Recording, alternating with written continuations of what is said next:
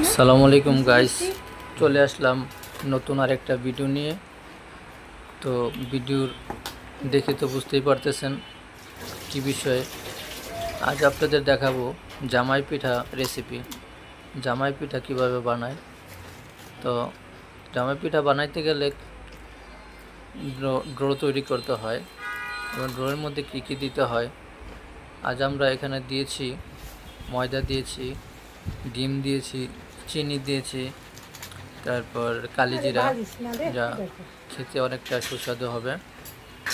তো ডোটা তৈরি হয়ে গেল এবং আমরা পিঠাটা বানানোর জন্য লোহার একটি ডাইস তৈরি করেছি। এই ডাইসটির মধ্যে আমরা এই ডো ভিজিয়ে তারপর চুলার মধ্যে গরম তেলের মধ্যে চুবাবো।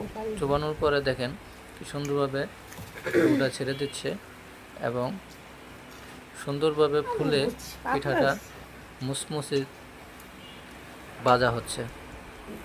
তো এই পিঠা বানানোর জন্য অনেকটা সুন্দর ডাইস দরকার। তো ওই ডাইস দিয়ে আমরা পিঠাটা বানাচ্ছি। তো দেখেন আরেকটা পিঠা অলরেডি তেলের মধ্যে দেওয়া হচ্ছে। তো তেলের মধ্যে দিলে অবশ্য ডাইস থেকে ডোটা ছাড়াতে একটু কষ্ট হয়, তাই একটু জাকিয়ে ডোটা ছেড়ে দিতে হয়।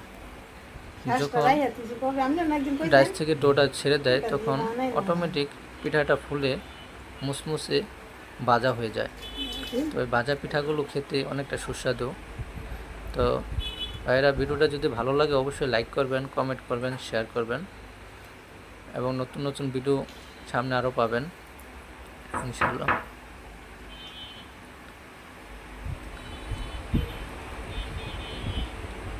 তো একটা দুটা করে আমরা অনেকগুলো পিঠা তৈরি করতেছি। অলরেডি অনেকগুলো পিঠা তৈরি হয়ে গেছে। আজ এখানেই, পরবর্তীতে আরও নতুন ভিডিও পাবেন ইনশাল্লাহ। আসসালামু আলাইকুম রহমতুল্লাহ।